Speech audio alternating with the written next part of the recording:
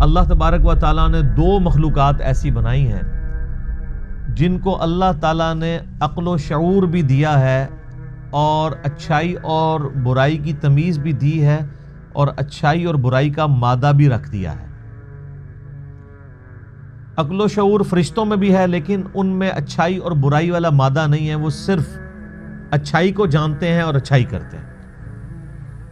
یہ انسان اور جن ہے جن کو اللہ تعالیٰ نے دونوں مادے دیے ہیں، فَأَلْهَمَهَا فُجُورَهَا وَتَقْوَاهَا۔ اسی لیے قیامت کے دن اکاؤنٹیبلٹی بھی انہی دو مخلوقات کی ہے۔ وَمَا خَلَقْتُ الْجِنَّ وَالْإِنسَ إِلَّا لِيَعْبُدُونَ۔ اور اس سے پہلے پارہ نمبر 27 میں ہم نے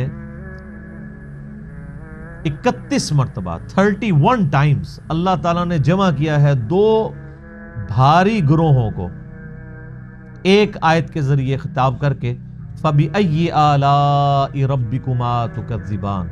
اے جن و انس کے دو بھاری گروہ، تم اپنے رب کی کن کن قدرت کی نشانیوں کو جھٹلاؤ گے۔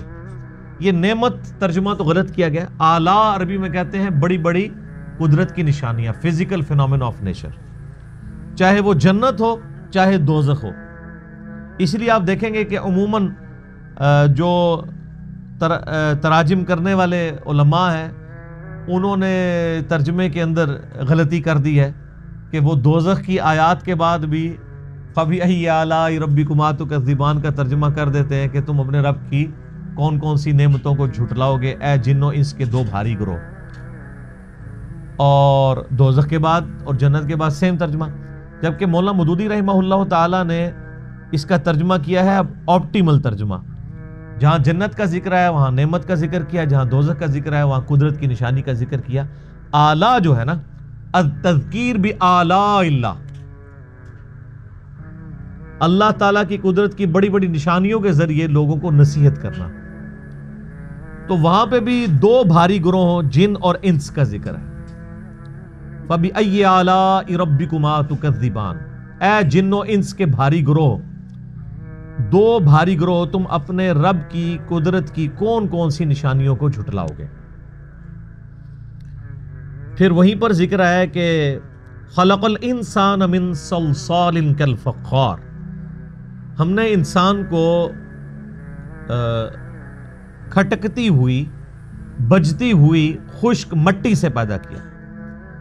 وَخَلَقَ الْجَانَّ مِن مَّارِجٍ مِّن نَّارٍ، اور ہم نے جو جنات ہیں ان کو آگ کی لپٹ سے پیدا کیا۔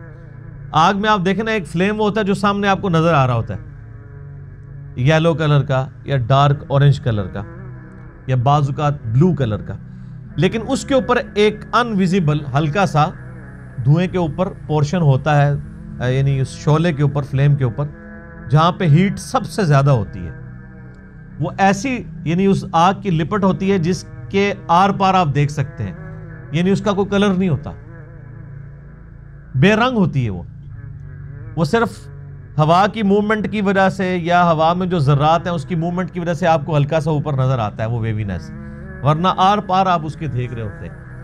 وہ جو ان سین چیز ہے نا، اس سے اللہ تعالیٰ نے جنات کو پیدا کیا۔ اسی لیے جنات جب تک کہ کوئی شکل اختیار نہ کر لیں عام انسان کو دکھائی نہیں دیتے، اور مختلف جانوروں کی شکل بھی اختیار کر لیتے ہیں، عموماً سانپوں کی شکل اختیار کر لیتے ہیں۔ بخاری اور مسلم میں اس کے اوپر کئی احادیث گواہ ہیں۔ چونکہ آج ہمارا ٹاپک جن نہیں ہے بلکہ سورۃ الجن ہے، اس لیے میں اس ٹاپک کو اسی پہ ہی اکتفا کرتا ہوں۔ سورۃ الجن کے اندر اللہ تعالیٰ نے جنات کے ایک گروہ کا ذکر کیا ہے کہ جنہوں نے اللہ کے محبوب صلی اللہ علیہ وآلہ وسلم کو قرآن کی تلاوت کرتے ہوئے سنا، اور بس ایک ہی دفعہ انہوں نے سنا اور ایمان قبول کر لیا۔ یعنی انسان کی جب نیچر پرورٹڈ نہ ہو، کسی جن کی نیچر پرورٹڈ نہ ہو، تو اس کے لیے سچائی کے چند بول بھی کافی ہوتے ہیں سچائی کو قبول کرنے کے لیے۔ یہاں پر اس کا ذکر ہے کہ اے نبی علیہ السلام فرما دیجئے میری طرف اللہ کی طرف سے ایک وحی کی گئی ہے کہ جنوں کے ایک گروہ نے مجھے قرآن پڑھتے ہوئے سنا اور انہوں نے اس رشد و ہدایت کی کتاب کو قبول کیا، مجھ پہ ایمان لے آئے اور نہ صرف ایمان لے آئے بلکہ وہ دائی بھی بن گئے. اپنی قوم میں جا کے انہوں نے توحید کی دعوت بھی پیش کرنا شروع کر دی. تو اس واقعے کا ذکر اس کے اندر موجود ہے. پھر ساتھ ہی ساتھ جنات کی گفتگو اللہ تعالیٰ نے نقل کی ہے کہ جنات کے اندر بھی اچھے لوگ، برے لوگ، مختلف مکاتب فکر کے لوگ پائے جاتے ہیں، اور ان کے اندر بھی گمراہیاں پائی جاتی ہیں، اچھائیاں بھی پائی جاتی ہیں.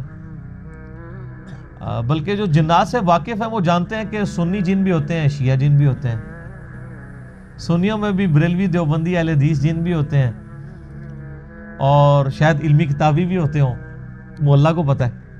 تو یعنی انسانوں کے ساتھ عموماً ان کی انٹریکشن نہیں ہوتی. بہرحال یہاں پہ بھی آپ دیکھ لیں کہ نبی علیہ السلام کو یہ بات پتہ نہیں چلی تھی کہ جنات نے وہاں سے گزرتے ہوئے ان کا کلام سنا ہے. سٹارٹ اس بات سے ہو رہی ہے کہ مجھے وحی کی گئی ہے. یعنی نبی علیہ السلام کو خود بھی نہیں پتا تھا چونکہ نظر نہیں آ رہے تھے. ویسے تو بعض کا جنات سامنے آ بھی جاتے تھے. نبی علیہ السلام چونکہ پیغمبر ہے، جنات اور انسان دونوں کی طرف، انسانوں کے پیغمبر ہی جنات کے پیغمبر بھی ہوتے ہیں. بیک وقت دونوں مخلوقات کی طرف اللہ تعالیٰ مبعوث فرماتا ہے. پھر اس میں توحید کے اوپر جو مبنی ان کی گفتگو ہے وہ کلاس کی گفتگو. میں کہتا ہوں نہیں، اتنے زبردست انداز میں انہوں نے دعوت توحید پیش کی ہے. اور اسی صورت کے اندر ایک بڑی مشہور آیت آئے گی، وَأَنَّ الْمَسَاجِدَ لِلَّهِ فَلَا تَدْعُوا مَعَ اللَّهِ أَحَدًا، اور یہ کہ مسجدیں خاص اللہ کے لیے ہیں، اللہ کے علاوہ کسی اور کو وہاں نہ پکارو. یعنی یہ سخت ترین آیت ہے قرآن پاک کی پکارنے کے اعتبار سے. اس کے اوپر انشاءاللہ جب وہ آیت آئے گی میں تھوڑی ڈیٹیل ڈسکشن بھی کروں گا. اور پھر اس سورت کا آغاز بھی اس بات سے ہوا کہ فرما دیجئے مجھ پر وحی آئی ہے کہ جنات کے گروہ نے میرا قرآن سنا ہے. یعنی میرا جو علم الغیب ہے وہ ڈیپینڈنٹ ہے اس بات کے اوپر کہ اللہ وحی کے ذریعے مجھے غیبی خبریں دیتا ہے. اور اس سورت کا اینڈ بھی علم غیب کے عقیدے کے اوپر ہوگا کہ اللہ کی یہ شان نہیں ہے کہ وہ غیب کے اوپر کسی کو اطلاع دے سوائے اپنے رسولوں کے، اور پھر ان کے گرد بھی حفاظت مقرر کر دیتا ہے اور ان کو انڈر آبزرویشن رکھتا ہے کہ ان رسولوں نے اللہ کا پیغام اپنی امتوں تک پہنچایا یا نہیں پہنچایا. اور جو غیبی خبریں ان کے پاس آتی ہیں وہ پروٹیکشن کے ساتھ آتی ہیں، اس میں جنات کا دخل نہیں ہوتا. تو یہ یعنی اہل سنت ہوں، اہل تشیع ہوں، پوری کی پوری امت کا بنیادی عقیدہ یہی ہے کہ نبی خود سے غیب نہیں جانتے بلکہ اللہ تعالیٰ کے بتانے پر موقوف ہوتا ہے یہ علم غیب. اور یہ علم الغیب جو ہے وہ اتنا ہی ہوتا ہے جتنا کہ اللہ تعالیٰ بتاتا ہے. باقی اس کے اندر اہل حدیث نے تھوڑا غلو کر دیا اور اس کی وجہ سے زیادہ فتنہ کھڑا ہوا. جب بریلویوں نے علم غیب کے بارے میں غلو کرنا شروع کیا تو اہل حدیث پھر دوسری طرف چلے گئے. اہل حدیث نے یہ موقف اختیار کر لیا کہ جو بات نبی کو بتا دی گئی وہ تو علم غیب ہے ہی نہیں، کیونکہ وہ تو آپ کے علم میں آ گیا. اس لیے نبی علیہ السلام کی جو غیبی خبریں ہیں ان کے اوپر علم الغیب کا لفظ نہیں بولنا چاہیے، حالانکہ ان کا دعویٰ بالکل باطل ہے. اللہ تعالیٰ نے اس کے اوپر علم الغیب کا لفظ ہی بولا ہے. اگر یہ اصول مان لیا جائے کہ جو چیز نبی کے علم میں آ جائے گی وہ علم میں آنے کے بعد غائب نہیں رہے گی، تو پھر اللہ تعالیٰ کے علم میں تو ہر چیز ہے. تو اللہ تعالیٰ کے پاس علم غیب نہیں ہے کیا؟ اللہ تو کہتا ہے عالم الغیب والشہادہ. جب اللہ تعالیٰ یہ بات کہہ رہا ہوتا ہے کہ اللہ تعالیٰ غیب کا جاننے والا ہے، تو اللہ سے کوئی چیز غیب ہے تو پھر کیوں کہتا ہے میں غیب کا جاننے والا ہوں؟ اس لیے کہ جو تمہیں نظر نہیں آتا نا میں وہ کچھ دیکھ لیتا ہوں. یہی مطلب ہوا نا. تو بس اب اس اصول کو قائم رکھیں کہ غیب کا مطلب یہ ہے کہ جو آپ کو چیز نظر نہ آ رہی ہو، جو ہستی وہ بھی دیکھ لے، وہ غیب ہے. اچھا، اب نبی علیہ السلام کو اگر اللہ تعالیٰ عذاب دوزخ یا عذاب قبر یا غیبی چیزیں دکھا دیتا ہے تو وہ ہمارے اعتبار سے علم غیب ہی ہے. نبی علیہ السلام کے لیے وہ شہادہ ہے، سامنے ہے.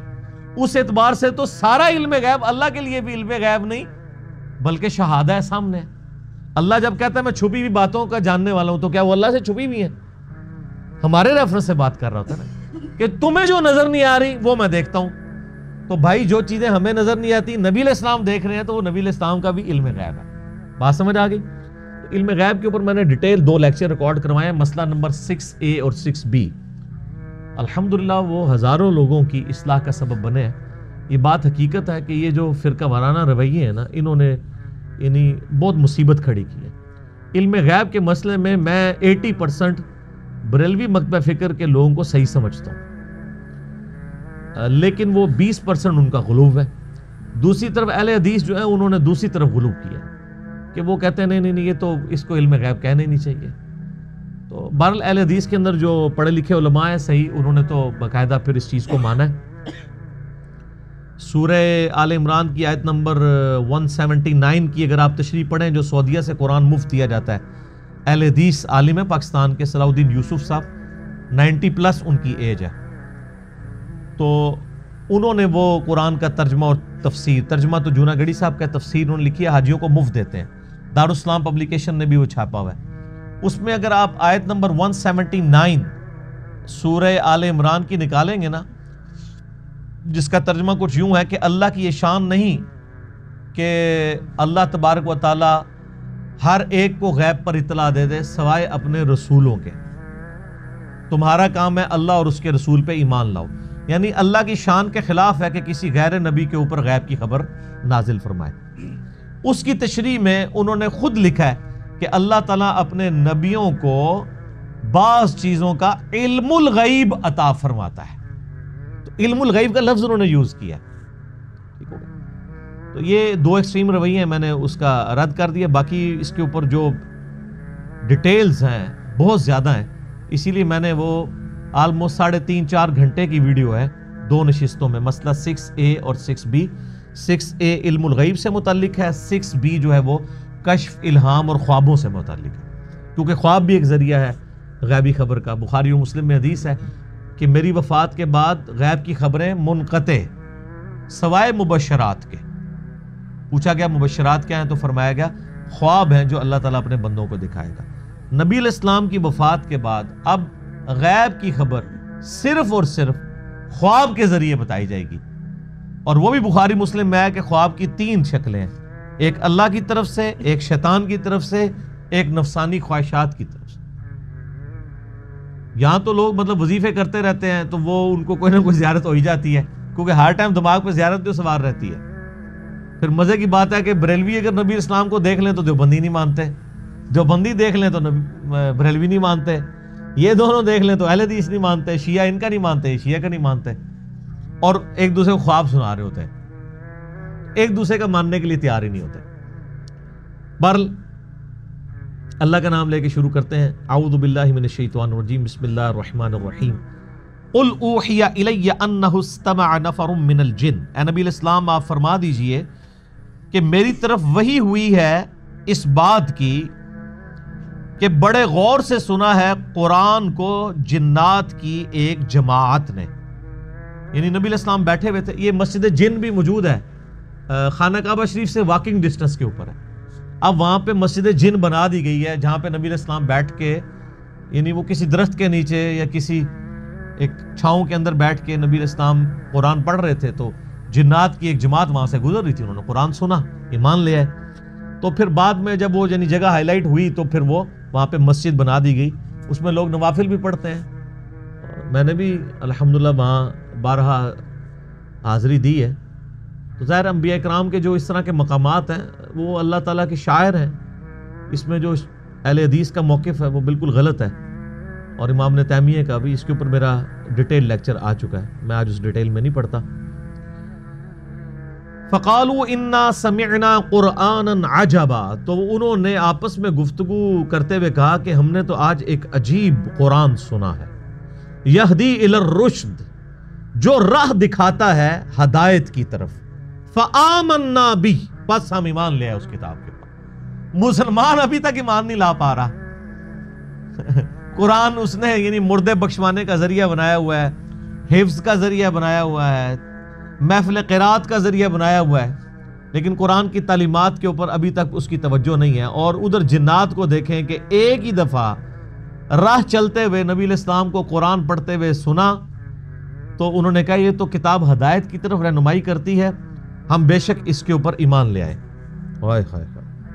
وَلَن نُشْرِكَ بِرَبِّنَا أَحَدًا، اور ہم ہرگز شریک نہیں بنائیں گے اپنے رب کے ساتھ کسی اور ہستی کو، یعنی ایمان لانے کا مطلب ہی توحید ہے، ایمان لانے کا مطلب بزرگ بابوں کو ماننا نہیں ہے، توحید ہے، ایک اللہ کا تعارف، اور توحید بھی صرف اللہ کو ماننا نہیں، اللہ کی ماننا اور اللہ کے ساتھ کسی کو شریک نہ ٹھہرانا۔ اللہ کو تو سارے ہی مان رہے ہیں، مسئلہ ہے ہی سارا شرک ہے، مسئلہ سارا ہی ٹوٹل اوبیڈینس آف گاڈ کا ہے۔ تو پہلی جناب نبی علیہ السلام کی تلاوت نے ان کی کایا کلب کر دی۔ وَأَنَّهُ تَعَالَى جَدُّ رَبِّنَا مَتَّخَذَ صَاحِبَةً وَلَا وَلَدًا، اور بے شک ہمارے اعلیٰ و عرفہ رب کی یہ شان نہیں ہے کہ اس نے کسی کو اپنی بیوی یا بیٹا بنایا ہو۔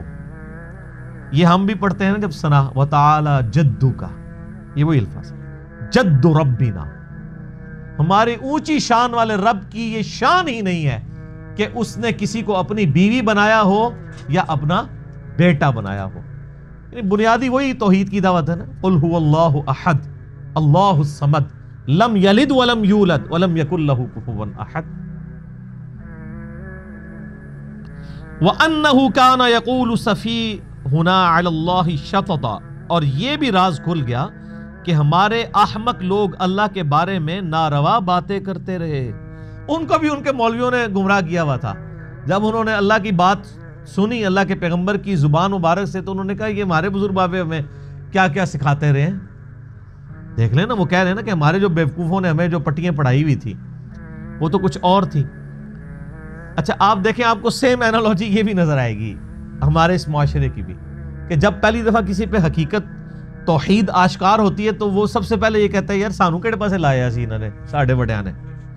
تو اب وہ کہہ رہے ہیں کہ یعنی اس سے یہ لگ رہا ہے شاید وہ عیسائی تھے، کرسچن جن تھے، کیونکہ وہ کہہ رہے ہیں کہ ہمارے رب نے نہ تو بیوی کوئی بنائی ہے نہ کوئی بیٹا بنایا ہے۔ اس طرح کا کوئی عقیدہ تھا ان کا پہلے، یا کوئی اور ہستیوں کو وہ شریک ٹھہراتے تھے۔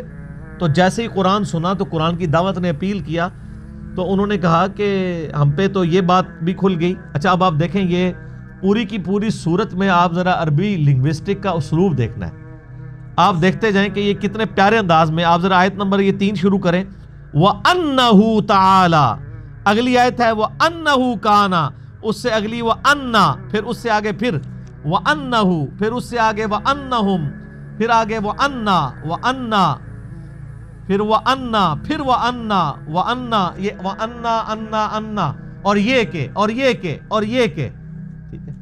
اچھا یہ وہ آپ وکیلوں کی لینگویج بھی آپ نے کبھی دیکھی ہے؟ وہ لکھتے ہیں، یہ ہمارا وہ جو ہم نے لکھا ہوا نا بیان الفی، اگر وہ 8 پوائنٹ پڑھے نا وہ بھی اسی طریقے سے۔ پہلا پوائنٹ ہے میں یہ ہوں اور یہ کہ اور یہ کہ اور یہ کہ، آپ نے دیکھا ہے سیم سٹائل قرآن والا ہے وہ۔ اور یہی ہماری جو عدالتوں میں بھی جب لکھی جاتی ہے نا، ایک مین لائن لکھ کے نا پھر اس کے بعد اس کی جو کورالریز لکھی جاتی ہے نا، اور یہ کہ اور یہ کہ، یعنی کسی نے صحت جرم سے انکار کرنا ہے تو وہ 8-10 پوائنٹ لکھ کے دے گا، اور یہ کہ میں اس دن تو فلاں تھا، اور یہ کہ میں تو یہ کر رہا تھا، اور یہ کہ میں تو فلاں جگہ کا رہنے والا ہوں، اور یہ کہ، یہ سٹائل ہے۔ تو یہ وَأَنَّا کا مطلب ہے اور یہ کہ، وہ یہ کہ اور یہ کہ اور یہ کہ۔ اب یہ اور یہ کہ کے ساتھ وہ حقائق کھولتے جا رہے ہیں کہ ہم پہ یہ بھی حقیقت کھل گئی قرآن سن کے، یہ بھی حقیقت کھل گئی، اور یہ بھی پتہ چلا، اور یہ بھی پتہ چلا، اور یہ بھی پتہ چلا۔ جیسے ہماری کوئی ایک کلپ دیکھتا ہے تو کہتا ہے اچھا یہ ہے، پھر وہ ایک اور کلپ کہتا ہے کہ اچھا یہ بھی ہے، اچھا ایک اور کلپ کھولتا ہے اچھا یہ بھی ہے۔ تو کئی لوگ آتے ہیں نا وہ کرتے کرتے کرتے کرتے پھر وہ اینڈ پہ کہتے ہیں اچھا جی یہ کوئی نماز والا مسئلہ بھی ہے کہ نماز کے طریقے کا بھی ایشو ہے، پھر ہم کہتے ہیں ہاں وہ آپ بھی کھل کے دیکھ لیں اس میں بھی ہے۔ تو یہ بھی اور یہ کہ اور یہ کہ اور یہ کہ، یہ اس کا ٹیسٹ ہی زبردست ہے۔ یہ تو جب کبھی قاری قرآن پڑھ رہے ہوتے ہیں نا، یہ سورۃ الجن، ہماری تو مطلب بدقسمتی ہے کہ یہ صورتیں جو اس طرح کی ہیں وہ صرف رمضان میں ہی پڑھی جاتی ہیں۔ بہت کم میں نے مساجد دیکھی ہیں جہاں پہ قرآن پاک پورا کور کرتے ہیں وہ سال میں۔ ہمارے اب یہاں پہ ایک اہل حدیث مسجد میں قاری صاحب آئے ہیں تو وہ پورے سال میں قرآن مکمل کرتے ہیں، فجر مغرب اور عشاء کے اندر۔ اس طریقے سے اسلام آباد میں بھی ایک مسجد میں قیام اللیل کرتا رہا تو وہ قاری صاحب روزانہ 1 پاؤ فجر میں پڑھتے تھے، اور اس طریقے سے فجر کے اندر پورا قرآن ختم کرتے تھے، ایک قرآن فجر کے اندر اور ایک مغرب اور عشاء کے اندر۔ تو اس سے یہ ہے کہ آپ پورا سال قرآن کا ٹیسٹ فیل کرتے ہیں، ورنہ ہمارے حفاظ نے، ہمارے قاریوں نے چند ایک صورتیں یاد کی ہوئی ہیں، چند ایک صورتوں کی چند مشہور آیات یاد کی ہیں، واللہ الذی لا الہ الا ہو، ہر تیسری فجر میں یہ پڑھ رہے ہوتے ہیں، ہر چوتھی فجر کے اندر پڑھ رہے ہوں گے آمن الرسول بما انزل الیہ من ربہ والمؤمنون، ٹھیک ہے. اسی طریقے سے سبح اسم ربک الاعلی، یا آخری 3 صورتیں پڑھ رہے ہوں گے، یا پہلی میں تبت یدا پڑھ رہے ہوں گے، دوسری میں سورہ اخلاص پڑھ رہے ہوں گے. یہ رٹی ہوئی ہے نا، وہ اتنی رٹی ہوئی ہے جس طرح ہمیں سورہ فاتحہ رٹی ہوتی ہے نا، وہ ان کے آگے خود بخود سٹارٹ ہو جاتی ہے وہ. لیکن رمضان شریف کے اندر ایک بڑا اچھا موقع ہوتا ہے کہ ہم قرآن کور کرتے ہیں. یقین کریں جب کبھی بھی میں سورہ جن سنتا ہوں نا تو، یا اور صورتیں بھی، تو وہ عربی لنگوسٹک کا ٹیسٹ فیل ہوتا ہے. اور یہ کہ اب آپ دیکھیں نا بات کہاں سے سٹارٹ ہوئی ہے. اے نبی فرما دیجئے میری طرف وحی کی گئی کہ جنوں کی ایک جماعت نے قرآن تلاوت کرتے ہوئے مجھے سنا تو انہوں نے گفتگو کرتے ہوئے آپس میں کہا کہ ہم نے آج ایک عجیب قرآن سنا جو ہدایت اور رہنمائی، یعنی ہدایت کی طرف رہنمائی دیتا ہے، پس ہم اس پر ایمان لے آئے اور ہم ہرگز اپنے رب کے ساتھ کسی کو شریک نہیں ٹھہرائیں گے. اور یہ کہ ہمارا رب جو بڑی شان والا ہے اس نے نہ کسی کو بیوی بنایا نہ کسی کو بچہ، اور یہ کہ ہمارے احمق لوگ اللہ کے بارے میں ناروا باتیں رکھتے ہیں. وَأَنَّا ظَنَنَّا أَن لَّن تَقُولَ الْإِنسُ وَالْجِنُّ عَلَى اللَّهِ كَذِبًا، اور ہم تو یہ خیال کیے ہوئے تھے کہ انسان اور جن اللہ کے بارے میں کبھی جھوٹ بول ہی نہیں سکتے. اتنے بڑے بڑے بزرگ کیسے جھوٹ بول سکتے ہیں؟ یہ وہی بات آ گئی ہے. یعنی جنات نے کہا کہ ہم سمجھتے تھے کہ جن اور انسان جو کچھ اللہ کے بارے میں عقیدے بتا رہے ہیں، اللہ تو ان کا خالق ہے، یہ کیسے ہو سکتے ہیں وہ اللہ کے بارے میں جھوٹ بولتے ہوں. یہاں پہ بھی لوگ کہتے ہیں نا جی اللہ نے بزرگوں نے عطا کیتا ہے، جی اے بزرگ جو کچھ کر دینے اللہ نے ان کو قدرت دی ہوئی ہے. تو جنات کہتے ہیں جب ہم نے نبی الاسلام کا توحید بھرا قرآن سنا تو ہم اس سوچ میں پڑھ کے یہ ہو سکتا ہے کہ کوئی جن اور انسان بھی اللہ پہ جھوٹ بولے. تو حقیقت ہے کہ جن اور انسان جھوٹ ہی بول رہے ہیں. وَلَا تَقُولُوا عَلَى اللَّهِ إِلَّا الْحَقِّ، مت کہا کرو اللہ کے بارے میں سوائے وہ بات کے جو حق پہ مبنی ہے. اور اس طریقے سے جھوٹ بولنا کہ ہر وہ عقیدہ امت کو بتانا جو اللہ اور اس کے محبوب علیہ السلام نے نہیں بتایا، یہ اللہ پر جھوٹ باندھنا. میں نے پچھلے دنوں بھی بتایا تھا کہ بریلوی اور دیوبندی دونوں کے بزرگوں نے یہ مشترکہ عقیدہ لکھا ہے. دیوبندیوں نے اپنی وہ المحند علی المفند میں لکھا، بنیادی عقیدے کی کتاب میں.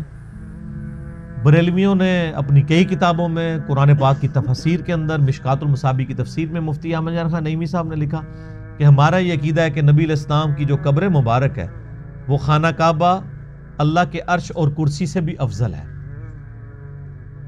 جب ہم یہ پوچھتے ہیں کہ کہاں لکھا ہوا ہے، وہ کہتے ہیں آپ نبی علیہ السلام کے گستاخ ہیں. یہ ویسا ہی ہے کہ اگر کوئی عیسائی کہے کہ ہم حضرت عیسیٰ علیہ السلام کو اللہ کا بیٹا مانتے ہیں تو ہم اس سے اگر پوچھیں کہ یہ کہاں لکھا ہوا ہے، انجیل سے ہی نکال دو، تحریف شدہ انجیل سے ہی نکال دو.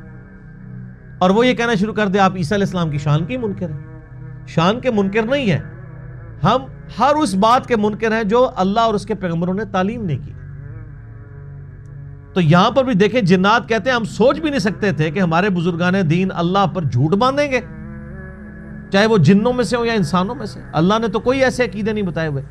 وَأَنَّهُ كَانَ رِجَالٌ مِّنَ الْإِنسِ، اور یہ کہ انسانوں میں سے ایسے لوگ بھی ہیں بیوقوف، يَعُوذُونَ بِرِجَالٍ مِّنَ الْجِنِّ فَزَادُوهُمْ رَهَقًا، کہ وہ جنات کے مردوں کی پناہ حاصل کرتے ہیں اور اس چیز نے جنوں کو غرور میں ڈال دیا.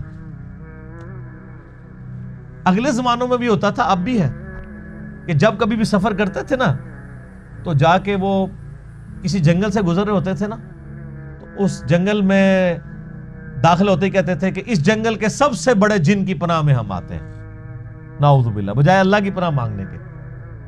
بخاری اور مسلم میں ابن مسعود رضی اللہ تعالیٰ عنہ کا قول موجود ہے. سورہ بنی اسرائیل کی آیت نمبر 56 ہے، جس میں اللہ تعالیٰ فرماتا ہے کہ یہ جن ہستیوں کو اللہ کے سوا پکار رہے ہیں نا، وہ ہستیاں تو خود اللہ سے امید رکھتی ہیں، اللہ کی طرف متوجہ ہوتی ہیں، اللہ کے عذاب سے ڈرتی رہتی ہیں، اس کی رحمت کی امیدوار ہیں، اور یہ بیوقوف انہی ہستیوں کو پکار رہے ہیں. اس آیت کی تفسیر میں، آیت نمبر 56 بنی اسرائیل کی، ابن مسعود رضی اللہ تعالیٰ عنہ کا قول بخاری اور مسلم دونوں میں موجود ہے. وہ کہتے ہیں کہ یہ ان جنات کے بارے میں نازل ہوئی کہ جنات کی لوگ پناہ حاصل کیا کرتے تھے جنگلات میں جا کے. ان میں سے کئی جنات ایسے بھی ہوتے تھے جو خود مواحد ہوتے تھے اور وہ مذاق اڑاتے تھے، یہ انسان دیکھو ہماری پناہ حاصل کر رہے ہیں، ہماری کیا اوقات ہے۔ میں آپ کو بتاؤں، یعنی لوگ جنات سے ڈرتے ہیں اور جن انسانوں سے ڈرتے ہیں۔ تو یہاں پہ وہ جنات کہہ رہے ہیں کہ جب سے پناہ لینی شروع کی ہے نا انسانوں نے، انسان بزدل ہوئے نا، تب سے ہی جنات کے اندر غرور آ گیا۔ ان کو تو پتہ ہی نہیں تھا کہ اچھا یہ تو ہماری پناہ حاصل کر رہے ہیں، تو وہ اور اکڑ گئے کہ ہم انسانوں سے سپیریئر ہیں، ورنہ انسان سے کیسے سپیریئر ہے جن۔ وَأَنَّهُمْ ظَنُّوا كَمَا ظَنَنْتُمْ أَن لَّن يَبْعَثَ اللَّهُ أَحَدًا، اور یہ کہ انسانوں نے یہ بھی گمان کیا جیسے تم گمان کرتے ہو کہ اللہ اب کسی کو رسول بنا کر نہیں بھیجے گا۔ اچھا، اس سے اشارہ مل گیا کہ یہ کرسچن جن تھے، اور ظاہر ہے کہ نبی علیہ السلام اور عیسیٰ علیہ السلام کے درمیان آلموسٹ 600 سال کا فرق ہے۔ عیسیٰ علیہ السلام 33 عیسوی میں اٹھائے گئے ہیں اور نبی علیہ السلام 571 عیسوی میں پیدا ہوئے ہیں، اور صحیح بخاری میں بھی حدیث موجود ہے کہ نبی علیہ السلام اور حضرت عیسیٰ علیہ السلام کے درمیان 600 سال کا فرق ہے۔ اسے فترت کا پیریڈ کہتے ہیں، ایسا پیریڈ جس میں کوئی پیغمبر مبعوث نہ ہوا ہو، پوری دنیا میں کوئی پیغمبر نہیں آیا ان 600 سالوں میں۔ سورۃ المائدہ میں بھی اس کا ذکر موجود ہے کہ اب ایک فترت کے پیریڈ کے بعد ہمارے پیغمبر آ گئے ہیں، ایسا نہ ہو کہ تم یہ کہو کہ ہمارے پاس کوئی ڈر سنانے والا نہیں آیا، تو ہم نے ڈر سنانے والا اور خوشخبری سنانے والا تمہارے پاس محمد رسول اللہ صلی اللہ علیہ وآلہ وسلم کی مبارک ہستی کی فارم میں بھیج دی ہیں، تم ان کے اوپر ایمان لاؤ۔ تو اس کو کہتے ہیں فترت کا پیریڈ۔ یہ فترت تا کے ساتھ ہوتی ہے، توئیں کے ساتھ نہیں، تو کے ساتھ نہیں ہوتی، تا 2 نقطوں والا، فا 2 نقطوں والا تے، را اور تا۔ ایک فطرت ہے، وہ کہتے ہیں نیچر کو، یہ فترت لفظ ہے۔ فترت کا مطلب ہے گیپ والا پیریڈ، جیسے ہم نبی علیہ السلام کے ماں باپ کو اہل فترت میں شمار کرتے ہیں، اس پیریڈ میں جس پیریڈ میں کوئی ڈر سنانے والا ان کے پاس نہیں آیا، لہذا ان کو کافر نہیں کہا جائے گا بلکہ ان کو اہل فترت کہا جائے گا۔ تو وہ کہتے ہیں کہ انسانوں اور جنوں نے تو یہ گمان کیا ہوا تھا کہ اب شاید کوئی پیغمبر آئے گا ہی نہیں۔ وَأَنَّا لَمَسْنَا السَّمَاءَ فَوَجَدْنَاهَا مُلِئَتْ حَرَسًا شَدِيدًا وَشُهُبًا، تو سنو، ہم نے ٹٹولنا چاہا آسمان کو تو ہم نے سخت پہروں اور شہاب ثاقب سے بھرا ہوا پایا۔ یعنی آپ کو پتا جنات کی پرواز بہت زیادہ ہے، اڑ سکتے ہیں، ان کو آکسیجن نہیں ضرورت زندہ رہنے کے لیے۔ تو نبی علیہ السلام کی بعثت سے پہلے جنات پرواز کر کے آسمانوں کے کناروں تک پہنچ جاتے تھے، وہاں فرشتوں کی آوازیں چھپ کے وہ جو ڈسکشن کر رہے ہوتے تھے کہ اللہ تعالیٰ نے ہمارے ذمہ یہ کام لگایا ہے، وہ سنا کرتے تھے اور آ کے دنیا کے کاہنوں کو، جادوگروں کو بتا دیتے تھے۔ اسی لیے کچھ بات صحیح بھی نکل آتی تھی، کچھ غلط بھی، مکس کر کے بتاتے تھے۔ تو یہ جنات کہتے ہیں کہ ایک تو ہم نے یہ قرآن سنا تو اب ہمیں پتا چلا کہ اچھا کچھ عرصے سے ہم جب آسمان کی طرف جاتے ہیں تو آسمان پہ سخت پہرے لگے ہوئے ہیں فرشتوں کے، جو ہمیں اوپر نہیں جانے دیتے اور قریب نہیں لگنے دیتے اور فرشتوں کی باتیں نہیں سننے دیتے، اور ہم پر شہاب ثاقب فائر ہونا شروع ہو جاتے ہیں، میٹرائڈز۔ اب پتا چلا کہ یہ آسمان اتنے پہرے میں کیوں تھا، کیونکہ جب پیغمبر آیا ہوتا ہے نا تو اللہ تعالیٰ پھر پیغمبر کی حفاظت کرتا ہے کہ پیغمبر کے ہوتے ہوئے کوئی غلط خبریں نہ مشہور کرے، اور یہ اب قیامت تک کے لیے پہرا ہے۔ اب جنات کے اوپر بین ہو گیا۔ تو اب ذرا ان کی ذرا ٹیکنیکل گفتگو سنیں، وہ کہتے ہیں اچھا اب پتا چلا کہ یہ جو آسمان پہرے میں تھا اور وہاں پہ شہاب ثاقب ہم پہ فائر ہو رہے تھے راکٹ اللہ کی طرف سے، وہ اس لیے تھے وَأَنَّا كُنَّا نَقْعُدُ مِنْهَا مَقَاعِدَ لِلسَّمْعِ، اور اس سے پہلے تو ہم بڑے آرام سے ان مقامات پر جایا کرتے تھے اور باتیں کان لگا کے سنا کرتے تھے، لیکن اب کیا حالت ہے؟ فَمَن يَسْتَمِعِ الْآن، اب اگر ہم سننے کی کوشش کرتے ہیں يَجِدْ لَهُ شِهَابًا رَصَدًا، تو ہم میں سے کسی نہ کسی کے اوپر شہاب ثاقب داغ دیا جاتا ہے۔ وَأَنَّا لَا نَدْرِي أَشَرٌ أُرِيدَ بِمَنْ فِي الْأَرْضِ، ہمیں نہیں پتا کہ اب یہ جو کچھ ہونے جا رہا ہے اس سے اللہ تعالیٰ نے زمین میں کسی شر کا ارادہ کر لیا ہے کہ زمین کو تباہ و برباد کرے گا، ام اراد بہم ربہم رشدا، یا ان کے رب نے یہ ارادہ کیا ہے کہ لوگوں کی ہدایت کا کوئی بندوبست کیا جائے۔ یار کتنے سمجھدار یہ جنات تھے، آپ ذرا ڈسکشن کا لیول دیکھیں، یہ بڑی ٹیکنیکل گفتگو انہوں نے کی ہے کہ اگر آسمان کے اوپر پہرے لگا دیے گئے ہیں، کسی کو اوپر نہیں جانے دیا جا رہا، اس کا مطلب ہے کہ اللہ تعالیٰ نے کوئی بہت بڑا فیصلہ کر دیا. فیصلہ یہ ہے کہ یا تو مخلوق کی تباہی کا فیصلہ کر دیا اور یا ان کی ہدایت کا فیصلہ کر دیا. اور بیک وقت دونوں باتیں درست ہیں, کیونکہ جب پیغمبر آتا ہے نا تو پیغمبر کے ماننے والوں کی ہدایت کا فیصلہ ہوتا ہے اور پیغمبر کے مخالفین کی تباہی کا فیصلہ ہوتا ہے. ظاہر ہے جو پیغمبروں کا انکار کرتا ہے تباہ و برباد ہوتا ہے. تو وہ کہتے ہیں کہ اچھا اب پتہ چلا کہ یہ چونکہ پیغمبر آئے ہوئے ہیں اسپیشل پروٹیکشن ہے, اس کا مطلب ہے کہ اللہ نے فیصلہ کر دیا ہے کہ اب اس دنیا کے اوپر لوگوں کو ہدایت کی وجہ سے کامیابی کی طرف لے کے جانا ہے, اور جو وقت کے پیغمبر محمد رسول اللہ صلی اللہ علیہ وآلہ وسلم کا انکار کرنے والے لوگ ہیں وہ تباہ و برباد ہوں گے.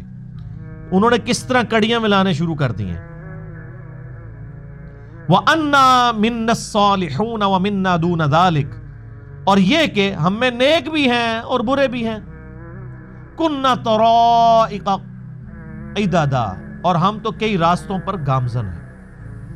یعنی ہمارے اندر بھی کئی ایک فرقے بنے ہوئے ہیں, کئی ایک راستے بنے ہوئے ہیں. آپ حیران ہوں گے کہ صوفیاء جو یہ طریقت کا لفظ لیتے ہیں نا, اس لفظ سے لیتے ہیں. جب ان کو کہتے ہیں نا شریعت اور طریقت, شریعت کا لفظ تو سورہ الشورى کے اندر آیا نا کہ ہم نے ہر پیغمبر کے لیے ایک شریعت اور منہاج مقرر کیا تھا. تو ہم کہتے ہیں طریقت کہاں سے نکالی, وہ کہتے ہیں یہاں سے نکالیے کہ كُنَّا طَرَائِقَ قِدَدًا, ہم میں سے جو کئی لوگ مختلف راستوں کے اوپر گامزن ہیں. حالانکہ بات کیا ہو رہی ہے اوپر کہ کوئی گمراہی کے راستے کے اوپر ہے, کوئی اچھائی کے راستے پہ ہے. یہ کوئی قادریہ, چشتیہ, سہروردیہ, حنفیہ, شافیہ, مالکیہ سلسلے نہیں ہیں, بلکہ پیغمبروں کے ماننے والے اور پیغمبروں کے نہ ماننے والے ہیں, دو گروہ ہیں. تو وہ طریقت کا لفظ یہاں سے نکالتے ہیں.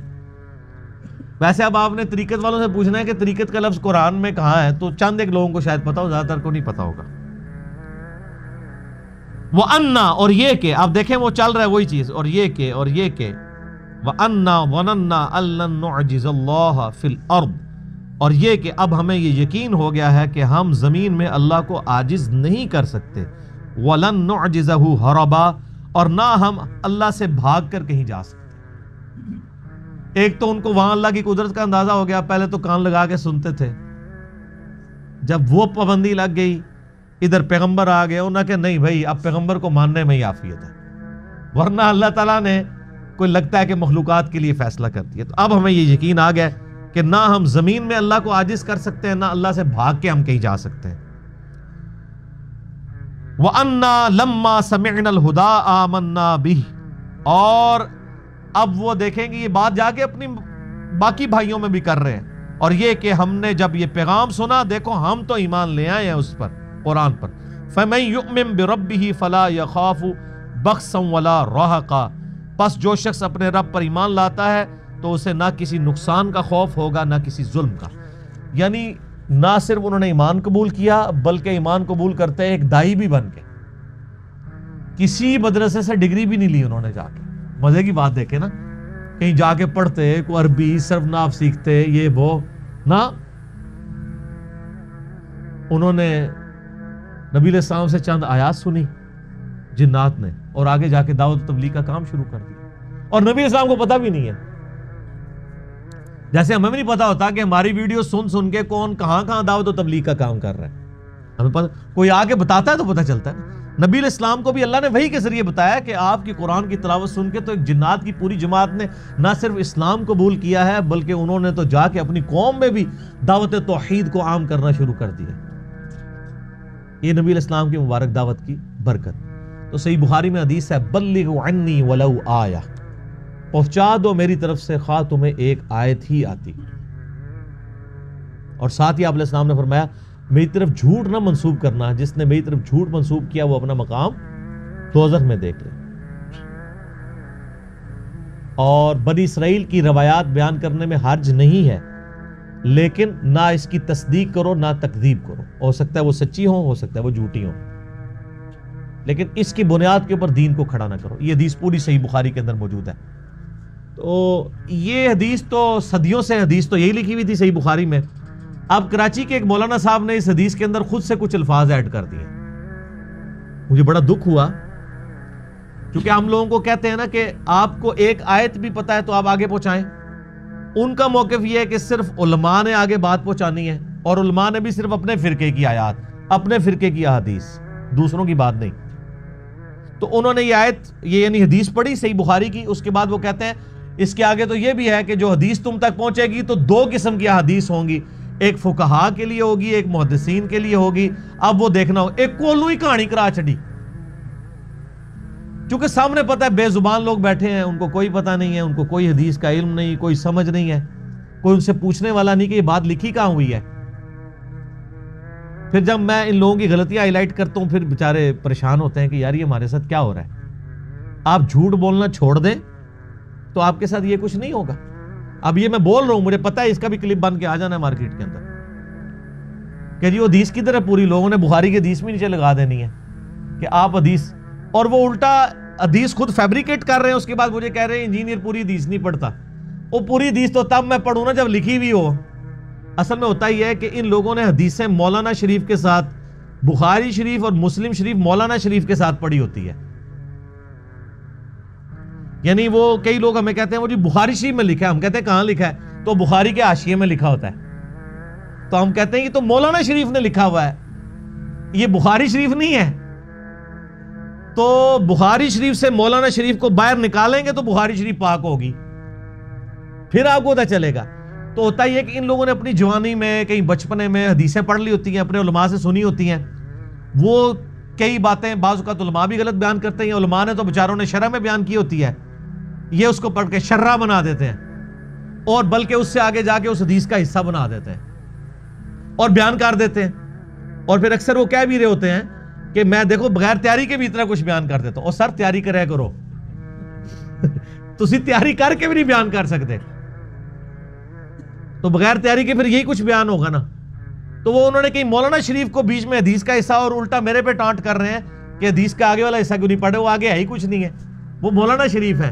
تو مولانا شریف کو حدیث شریف سے باہر نکالیں اور پاک کریں تو پھر حدیث شریف آپ کو سمجھ آئے گی. جیسا کہ فقہ حنفی کا بھی مشہور مسئلہ ہے، باقی سب لوگ بھی مانتے ہیں، بخاری مسلم میں بھی احادیث اس کے اوپر گواہ ہیں کہ اگر کسی کنویں کے اندر کتا گر جائے تو 20 ڈول نکالنے ہوتے ہیں. تو ایک مشہور واقعہ ہے کہ جی وہ کچھ لوگ علماء کے پاس، کسی عالم صاحب کے پاس آئے کہ جی اس طرح ہمارے کنویں کے اندر کتا گر گیا ہے، اس سے بدبو آ رہی ہے، تو اب ہم اس کو کیسے پاک کریں. تو انہوں نے فرمایا کہ اس میں سے 20 ڈول نکالو، پاک ہو جائے گا. انہوں نے 20 ڈول نکالے، واپس آئے اور کہا کہ حضرت اس کی تو بدبو بھی نہیں جا رہی ہے، تعفن اسی طرح پھیلا ہوا ہے، 20 ڈول نکالے ہیں لیکن فرق نہیں پڑا. کو مولانا میرے ورگا کو سیاڑا سی، کو سمجھدار تھا، اس نے کہا کتا بھی کٹیا جائے کہ نہیں، کتا نکالا ہے یا صرف ڈول ہی نکالے ہیں. انہوں نے کہا جی کتا تو نہیں نکالا. تو انہوں نے کہا سر کتا نکالیں گے تو 20 ڈول نکالنے سے وہ پاک ہوگا نا، کتا ادھر ہی ہے تو 20 اور بھی نکال لیں.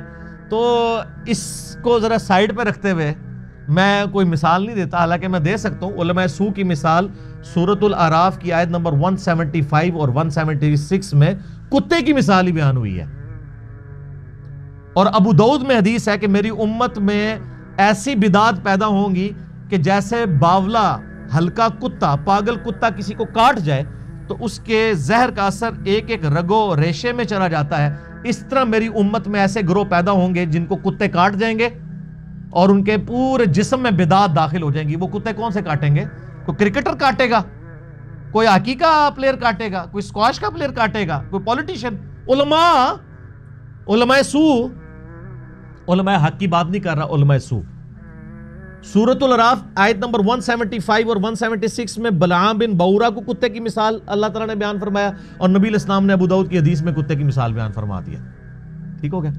تو اب میں یہ بھی کہتا ہوں کہ آپ جب حدیث کی کتابیں پڑھیں تو مولانا شریف کو باہر نکال لیا کریں، تب حدیث شریف سمجھ آئے گی آپ کو. جیسے کنویں کو پاک کرنے کے لیے کتے کو باہر نکالنا ضروری ہے تب پانی پاک ہوگا، احادیث میں سے بھی مولویوں کو نکالنا ضروری ہے، تب آپ کو پتہ چلے گا کہ حدیث پیچھے کیا تھی. تو مولانا شریف کو الگ کریں. تو حدیثیں تو بیان کرتے ہیں، ویسے ان لوگوں کا قصور بھی نہیں ہے کیونکہ انہوں نے اپنے 8 سالہ درس نظامی کے کورس میں 7 سال فقہ حنفی پڑھی ہوتی ہے، آخر 1 سال دورہ حدیث کرتے ہیں. جیسے چائے کا ایک دور ہے، آیا اور چلا گیا.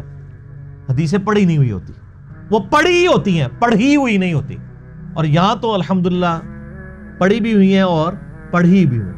کیوں؟ کیونکہ نہ میں وہابی نہ میں بابی، میں ہوں مسلم علمی کتاب. نہ ہم سو کالڈ وہابی ہیں کوئی علمی بات کر دے، اور نہ ہم بابوں کا دفاع کرنے والے بابی ہیں، بلکہ ہم علمی کتابی مسلم ہیں۔ ٹھیک ہوگا جی؟ الحمدللہ یہ بھی آپ کو تحفہ دے دیا جاتے ہوئے۔ اچھا جی، اب یہاں پہ آئیں تو وہ کہتے ہیں ہم نے سنا قرآن، ہم ایمان لے آئے، اب ہمیں کسی چیز کا خوف، نہ کوئی ظلم کا اندیشہ ہے اپنے رب کی طرف سے، کیونکہ ایمان لے آئے۔ وَأَنَّا مِنَّا الْمُسْلِمُونَ وَمِنَّا الْقَاسِطُونَ، اور بے شک یہ کہ ہم میں سے کچھ تو تابع فرمان ہیں اور کچھ ظالم ہیں، یعنی جنات میں بھی اللہ کے تابع فرمان بھی ہیں، اللہ کے باغی بھی ہیں۔ فَمَنْ أَسْلَمَ فَأُولَئِكَ تَحَرَّوْا رَشَدًا، تو جنہوں نے اسلام قبول کیا تو انہوں نے حق کی راہ تلاش کر لی۔ وَأَمَّا الْقَاسِطُونَ، اور جو حق سے منحرف ہو گئے، فَكَانُوا لِجَهَنَّمَ حَطَبًا، تو وہ جہنم کا ایندھن بننے والے ہیں۔ اللہم اجرنا من النار، اللہم اجرنا من النار، اللہم اجرنا من النار، آمین۔ وَأَن لَّوْ اسْتَقَامُوا عَلَى الطَّرِيقَةِ لَأَسْقَيْنَاهُم مَّاءً غَدَقًا، اور اگر وہ ثابت قدم راہ حق پر ہیں تو ہم انہیں سیراب کریں گے کثیر پانی کے ساتھ۔ اب یہ اللہ تعالیٰ کا کلام ہے کہ جو کوئی پیغمبروں کا تابع فرمان بنے گا تو اس پہ اللہ تعالیٰ پانی کا نزول فرمائے گا۔ پانی آج بھی بہت اہم ہے، اس زمانے میں بھی تھا۔ وہ پنجابی سے کہتے ہیں نا کہ جڑا کسان ہوتا ہے نا، کسان وہ دی اللہ نال پائی والی ہوندی ہے، وہ ہر وقت اللہ کے ساتھ تعلق میں رہتا ہے، خصوصاً بارانی زمین والا کسان۔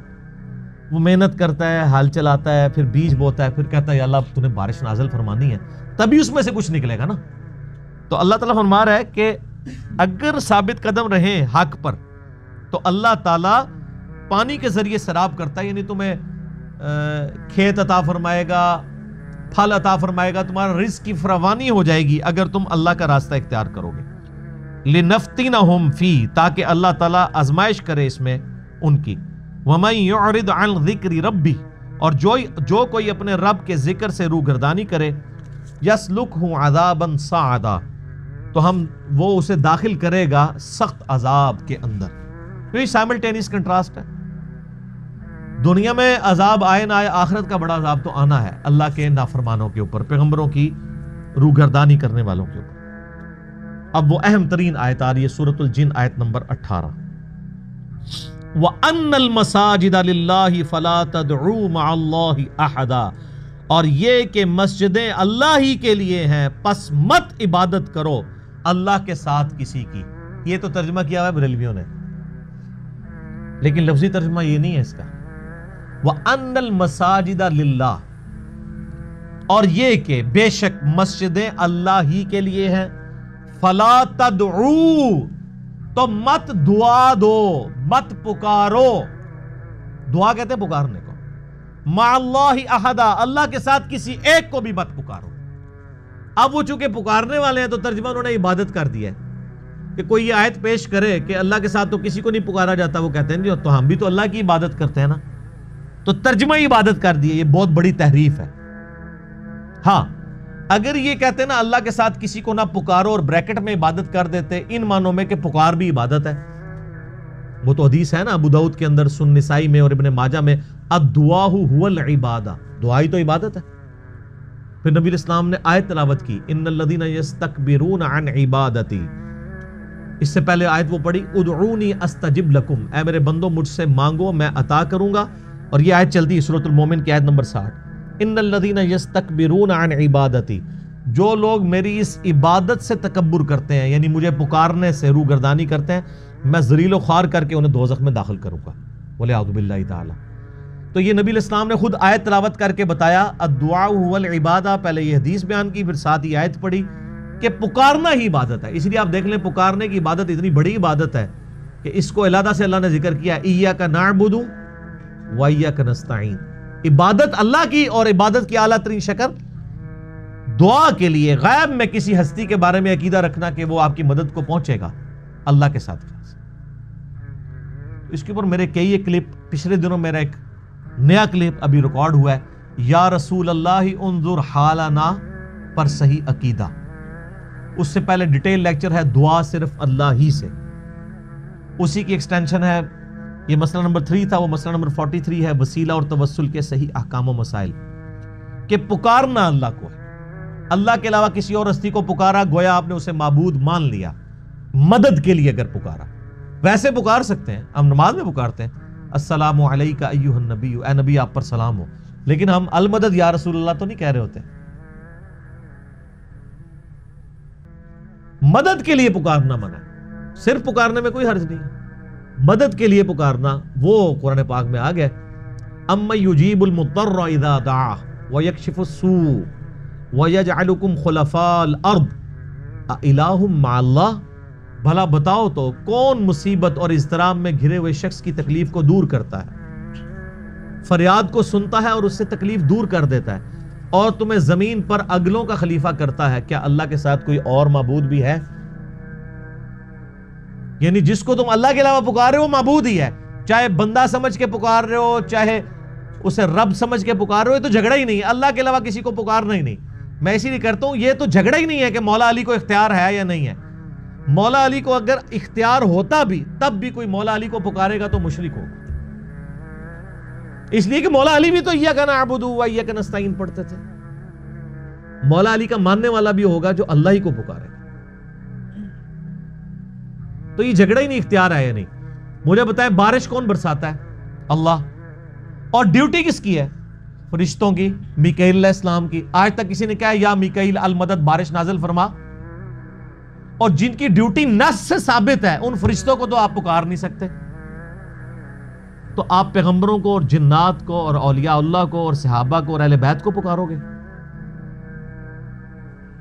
نہ مدد کے لیے پکار سکتے ہیں، نہ کوئی آپ ڈیوٹی اسائن کر سکتے ہیں۔ لہذا یہ جو جنید جمشید صاحب رحمہ اللہ تعالی، اللہ تعالیٰ ان کی غلطیوں سے درگزر فرمائے، انہیں نیک کاموں کا اجر دے، یہ جو نعت پڑھا کرتے تھے نا، فرشتوں یہ پیغام دے دو کہ خادم تمہارا سعید آ رہا ہے، یہ مفتی سعید صاحب ہیں کراچی کے، انہوں نے یہ نعت لکھی تھی۔ وہ تو بیچارے ظاہر ہے جنید جمشید صاحب تو عالم نہیں تھے، وہ بیچارے پڑھتے رہے کہ مفتی صاحب نے لکھا ہے، لیکن یہ جملے جو ہیں شرکی ہیں۔ فرشتوں کو آپ نہیں کہہ سکتے کہ میرا سلام نبی علیہ السلام تک پہنچا دو، ہم نے کس کو کہنا ہوگا؟ اللہ کو۔ درود شریف کہاں سے سٹارٹ ہوتا ہے؟ اللہم صلی علی محمد۔ یہ صحیح ہے کہ سنن نسائی میں حدیث ہے صحیح سند سے کہ زمین پہ کچھ فرشتے سیاحت کرتے ہیں اور میرے امتیوں کا سلام میرے تک پہنچاتے ہیں، لیکن نبی علیہ السلام نے یہ نہیں فرمایا کہ تم نے فرشتوں کو پکار کے کہنا ہے۔ ہمیں نماز میں کیا سلام سکھایا ہے؟ السلام علیکہ ایھا النبی، اے نبی آپ پر سلام ہو۔ یہ نہیں کہ فرشتوں میرا سلام پہنچا دو یا رسول اللہ میرا سلام سن لیں، نہیں۔ بخاری مسلم میں الفاظ ہیں، جب تم پڑھو گے السلام علیکہ ایھا النبی اور اس کے بعد السلام علینا وعلی عباد اللہ الصالحین، تو اللہ تعالیٰ زمین و اسمان میں ہر بندے تک تمہارا سلام پہنچا دے گا، اللہ پہنچائے گا، وہ فرشتوں کے ذریعے پہنچائے، ہواؤں کے ذریعے پہنچائے۔